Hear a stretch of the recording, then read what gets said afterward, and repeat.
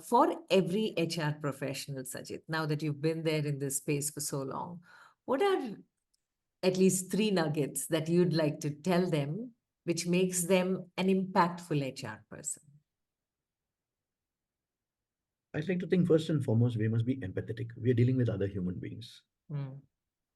I joke to my team whenever I get a chance to tell them. I said, even the law of the country says you are innocent unless proven guilty.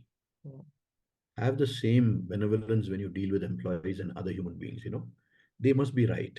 There's no reason why anybody would want to do anything that is incorrect or not correct. So if you were to start on the basis of an empathy that he or she has a reason for a concern or for an ailment or for a requirement, let's look at it from their perspective. So I'd like to think that being empathetic is the first and foremost uh, quality, if I may say, to be a good employee, leave alone an HR employee. To be a member of the society also, empathy, I think, is, and that's something that we were forced to adopt, if you know, when the pandemic hit us out of nowhere. Yeah, yeah. We were forced to be empathetic with our neighbors. We were forced to be empathetic with our maidservants and vice versa, because they, kind of risked their own health and sometimes came to clean up the house Yeah. whenever time and the law permitted.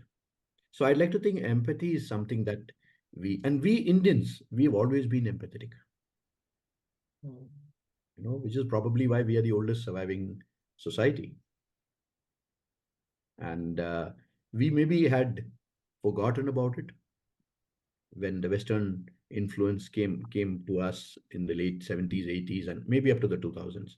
But one thing I'm very glad now that the current generation seems to be far more empathetic and sensitive to others, which Really? is, You think yes, so? yes, they are. They are very socially conscious. And from the social consciousness comes a fact that the responsibility towards the others germinates from there. Mm. Not wanting to use plastic is not just for themselves, for example, is to make sure that we leave this world slightly better, if not as Yeah. good a place when we leave it tomorrow. So Yes. that social responsibility, I'd like to think, is a very, very positive step towards being fair to other human beings and other living creatures. Mm. Mm. It sadly was probably missing or not a priority when we were growing up. Correct. You Yeah. know, so that's something that I think empathy is the first one. Integrity and honesty again is something that I'd like to think. Anything that we say and do, Mm. Mm.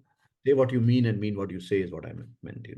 And that again is something that the newer generation is seems to be taking a lot of effort to try and adhere to. You know, I'll give you a classic example. The other day, I saw somebody jumping the signal. Mm. And I had a very young person with me, and he or she was most flustered. How could he jump? And the social responsibility came to the fore. It said, suppose somebody was still crossing the road, and when he jumped the signal and this thing, then he had hit the person, what would have happened? It was less of the fact that the signal was being jumped and the harm they could cause to somebody else with the rash act. Now that for me is very, very heartening and gladdening to see. Yeah.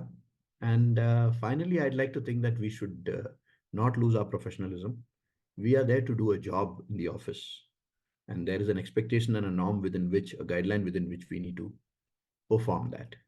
As long as we keep that at the back of our mind, which we tend to at times get carried away and either overdo or underdo. Uh, and the reason I'm saying these three rudimentary things is because most of all other nuances of routine work is now getting automated. So I think that our job is to make sure that the human aspects are still protected and maintained. Yeah, that's so true. That was my next question. You answered it anyway, about humans being replaced. And there are many things about being human that cannot be replaced. And in the world of technology, my only wish is it doesn't go away from our interactions. So moving back to your journey, Sajit, how has your HR journey been, and where are the different places where you saw all of what you said, rudimentary, but in many cases forgotten as well? where you used all of these, and how was your journey in the HR space? Where all did you spread this light of these rudimentary elements of HR, which are required to make it such a beautiful profession? Though today, many people complain about the department when it comes to many organizations. So where were you and how was that journey? So let me start with the first transition that I had, which was moving from a central government job where, like I said, the government had actually allotted a gun to me. We were alone to ourselves if we thought so. I mean, which is not true. And then having to move into a private sector, and at a relatively junior level. I was fortunate to have a very fine vice president, a Parsi gentleman who had worked with many international companies and MNCs, and he again, through his behavior, I just got married, by the way, when I got into this job, and we were setting up this refinery. So one of the first jobs was recruiting a lot of people. So which means we had a room full of CVs that we were supposed to screen and shortlist and interview people. But he made it a point. He once saw me uh, carrying a few CVs in my hand when I was going home, and I was about a month old, having got married. So he stopped me. He got a little upset with me. He said, "What are these papers?" I said, "They're CVs. I want to screen them at home, sir. I'll have time." He says, "Go put them back in your table and then come and talk to me. I'm waiting for you." So the vice president of the company saying this to me. So I anyway very sheepishly went and put them back. I came back and said, he says, "Sajit, you carry your work home, you become a less efficient employee for me." He says, "Home is for you to go back, spend time with your family, come back tomorrow morning fully rejuvenated so that you do a damn good job. Why do you think we have 8 hours of work? Remember this." And I'm recollecting this. This happened in the year 1995, you know. So the fact that here was a boss who actually told me not to work after I leave the workplace also gave me a great insight to say that I must finish my work before I leave, if it's so important. Else, I must be able to leave it there, come back and complete it. So that was one of the first things that I kind of learned. And I've made it a point thereafter to make sure that, while you do your work, you must, but you must also remember to take your coffee breaks in office, but they make all the difference. And you probably come back much better equipped to handle what's on hand for you. So that was one thing that I kind of carried with me.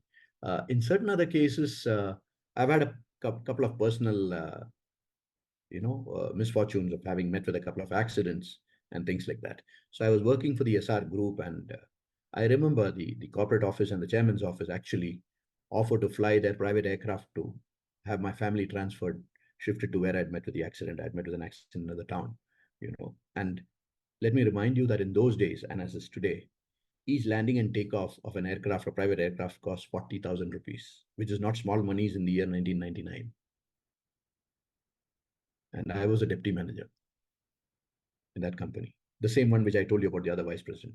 But here was the chairman's office and the corporate HR team, Mr. Ruya's office, who actually offered to fly their private aircraft to have my family members picked so they could be uh, moved to where I was in the hospital. Those have been real HR lessons, like that the book says, these are HR management lessons that Harvard Business School probably wouldn't teach you. What they don't teach you at Harvard Business School, probably. I mean, I'm using that as an analogy, but these are real life lessons that these big men, and no wonder they are the business leaders of the country today.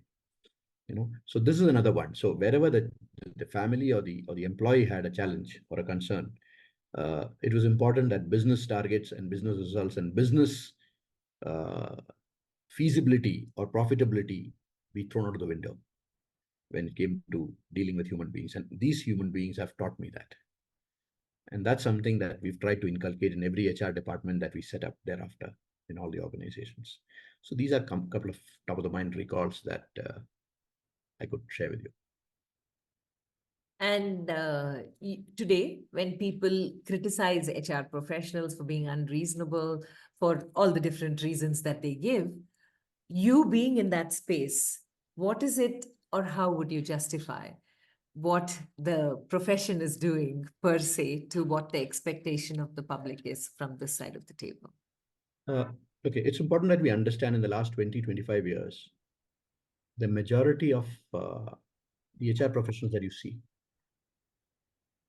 are there by default and not by design. In many cases, when the business numbers became too tough to meet, in quite a few organizations, HR has become a parking slot. So there has been a dilution in the very approach to this trade. And let me tell you, sadly, we've forgotten the fact that it's the most critical resource that a business has. But the abundance of but this resource in this country has probably therefore allowed us to kind of take it a little lightly than it should be taken. And that I'd like to think is one of the reasons. So there's no individual or there's no reason specifically. It's a business realignment which has caused this. And so if you still see, many of the business development leaders over a period of time either move into an L&D or move into HR. Now, there was also a specific positive reason for that. If a business person moved into HR, the business thought that they would probably be more business savvy in their decisions. And in the process, sadly, in certain cases, what happened was the human got diluted and the resources got inflated. And that kind of lost the balance. I've always felt, the human resources department of a company is the mother of the house.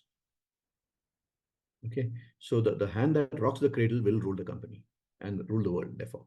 So if it's not done in the right manner, the end result of the business numbers or the way that a business culture is perceived would probably go wrong. So due weightage and due credibility needs to be given to the decisions of the mother in the house. So same way in HR, if HR doesn't have a say or a seat on the table, it's a matter of time before it could prove to be detrimental to any business. And as HR practitioners, now to answer the last part of your question, we therefore need to have that put in a lot of effort to win the credibility with the business. That, so what he or she is contributing is going to actually benefit our bottom line. The day you're able to prove that, let me assure you, no business head would not want HR besides them.